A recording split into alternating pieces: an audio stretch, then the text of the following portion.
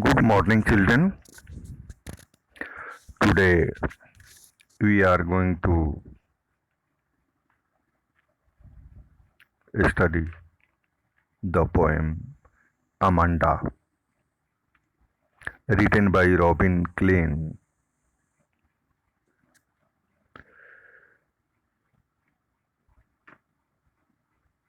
These lines are very important,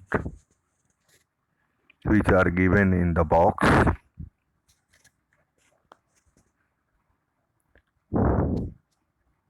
It is written every child feels that she or he is controlled and instructed not to do one thing or another.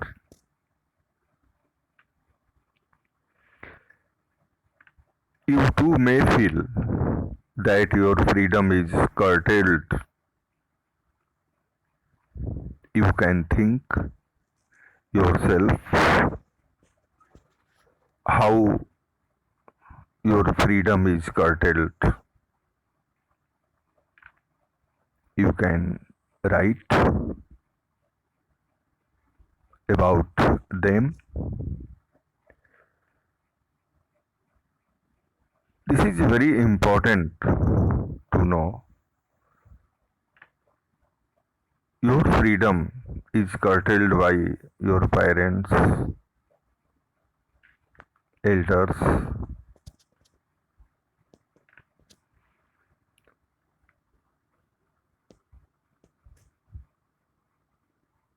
This poem is about the issue of children's growing up and their upbringing. It highlights the struggles faced by the child. Indirectly, the poet stresses that children should not devoid of freedom and spontaneity in their natural growth. The parents have a great responsibility to bring up their children to be good citizens later. They should see that their children are unnecessarily made to feel repressed. In this poem, Amanda, Amanda's parents prepare her to be acceptable in the society by restricting her in many ways. But they don't feel that in doing so they curtail her freedom and space. She feels this restriction so much so that she does not want to grow up but remain an orphan. Continuous taunting, nagging, and fault finding make her moody. Obviously, the results do not come out as desired. The moral of the poem is loud, lucid, and clear for all. Now, the first stanza. Don't bite your nails, Amanda. These lines have been told by Amanda's parents or elder. See again. Don't bite your nails, Amanda. Don't hunch your shoulders, Amanda. Stop that slouching and sit up straight, Amanda.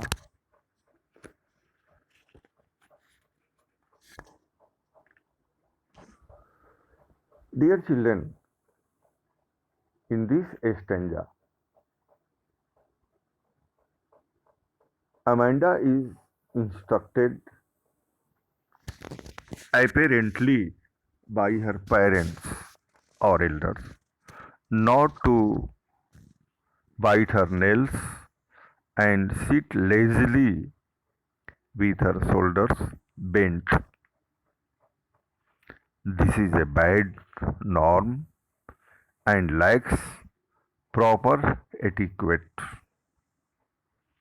The tone and tenor of the instruction of how to sit her present sitting slouching is not acceptable, is derogatory and insulting. Amanda is getting trained in social and personal etiquette, but the matter is highly demeaning. This implies a suggestion to parents of young girls as to how they should bring up their children, especially the girls. The stress is on making Amanda acceptable to human society, but the modus operandi is willfully wrong. Her name in the end of the stanza is made to sound in the form of an exclamation as irritating and or insulting. It expresses Amanda's parents' wrong methods of teaching and training her.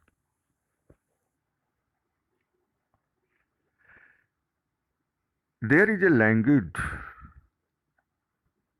emerald sea, where the sole inhabitant is me, a mermaid drifting blissfully.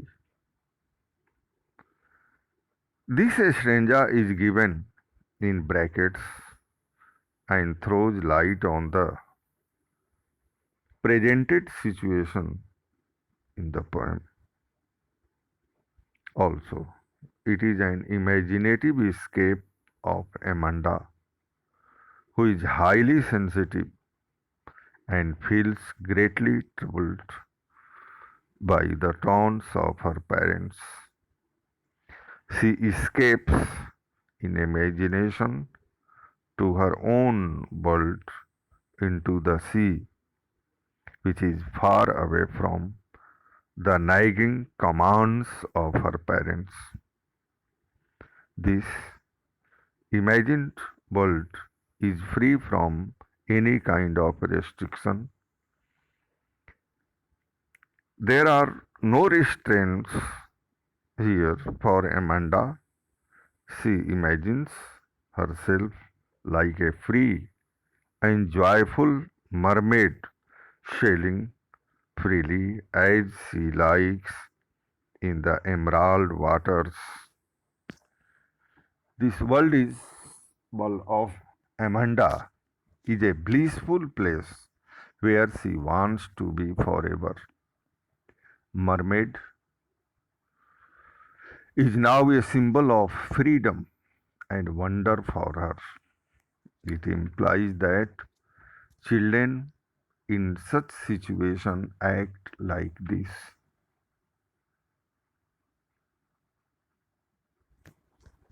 Next stanza.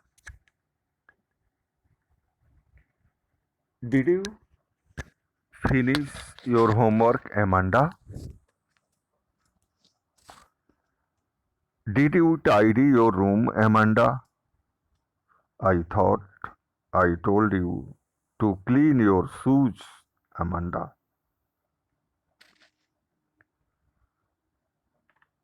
The poet brings back Amanda in her physical world again. Amanda's parents ask her if she had finished her homework and tidied her room. She is also instructed to clean her shoes. The pattern of instructions amounts to treat Amanda in a humiliating tone. It implies that Amanda does not care for these instructions as she feels disgusted with the nagging attitude of her parents. Equally, her parents adopt a stern tone involved in I thought I told you to clean your shoes. The explanation, the exclamation mark after her name reveals this aspect. It points to the possibility that Amanda is getting obstinate and her parents are losing their head onto her.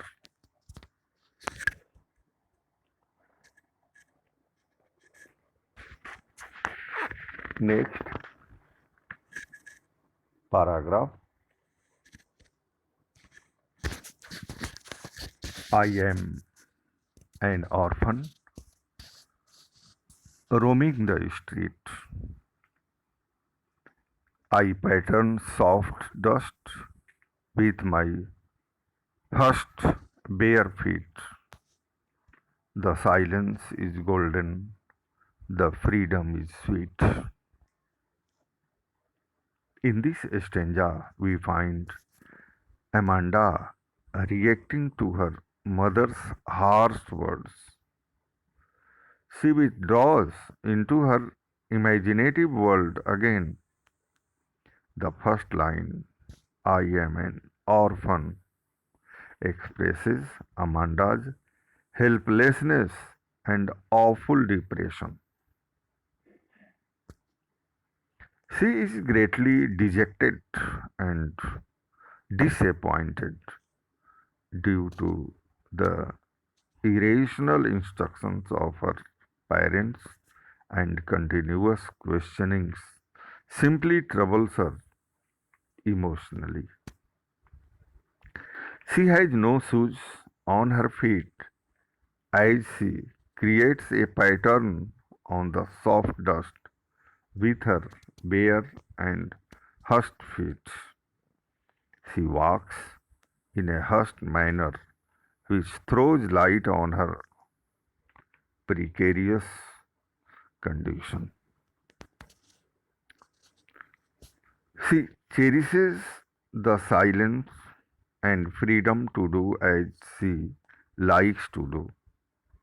She likes to remain in her world of imagination due to the nagging instructions of her mother. She loves silence and freedom just because of her parents' yelling and crude kind of commands.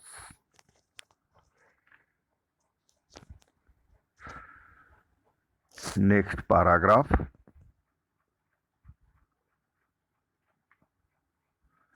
Don't eat that chocolate, Amanda. Remember your aim, Amanda. Will you please look at me when I am speaking to you, Amanda?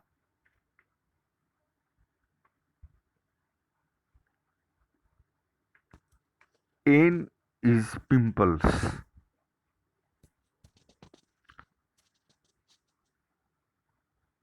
Remember this meaning? The instructions, or rather, the cold commands of Amanda's parents continue. She is asked not to eat chocolates as she will develop acnes on her face or pimples on her face. It implies care and attention towards the external appearance and its values. She is made conscious of the natural phenomenon of developing acne. This again is an indication of the value and necessity of social dispensation of life. Her parents nagging in, "Will you please look at me when I am speaking to you, Amanda?"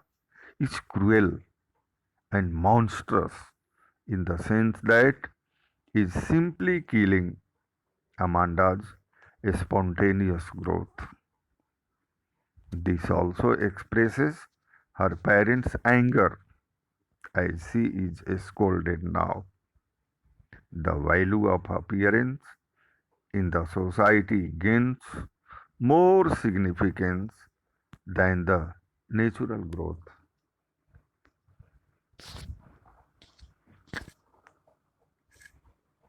Next, I am Rapunzel.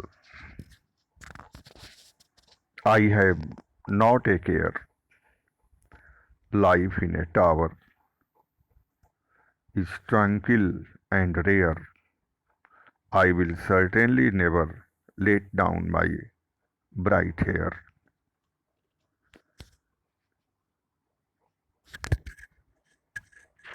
Dear children, perhaps you know the story of Rapunzel. If you don't know this story, you can download this story of Rapunzel and you can know. In these lines, Amanda is still in the world of her imagination. She imagines to be the long golden haired Rapunzel who lived in a castle. Rapunzel is the name of a German fairy tale character who was made to live in a high tower. She thinks that Rapunzel's life must have been very peaceful and contented while living in that high tower.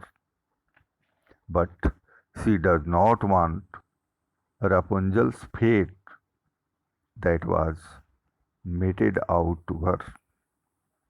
She does not want to let down her bright hair. She seeks Rapunzel like life far away from the life she is at present living.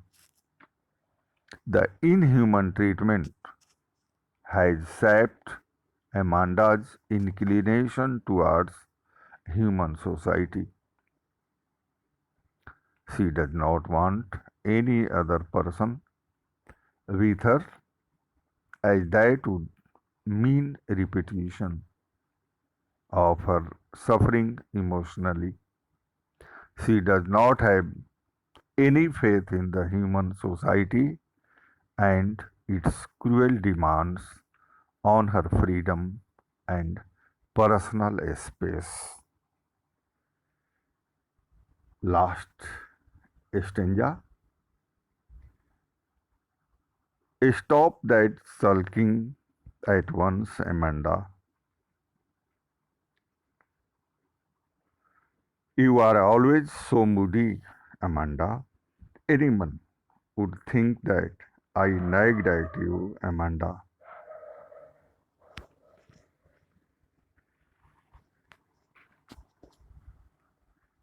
Sulking is getting bad tempered.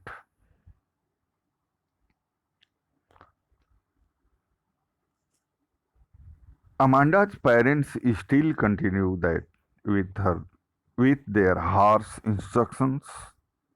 However, Amanda still remains in her own imaginative world. The parents believe that Amanda is not reacting and that is bad. They are more worried about their impressions in society. It is clear anyone would think that I nagged at you, Amanda. Apparently, they don't want the society to know they are nagging Amanda. They are worried about how the society will perceive society to know they are nagging Amanda. They are worried about how the society will perceive them.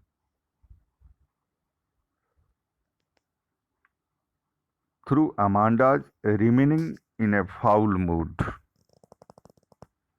they are concerned with establishing a fair balance between what Amanda wants and what the society expects of Amanda.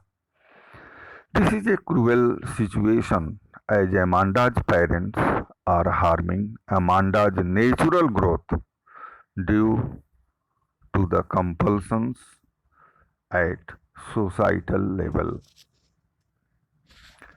So, read again and again this poem, listen again and again so that you may easily understand the poem. Thank you.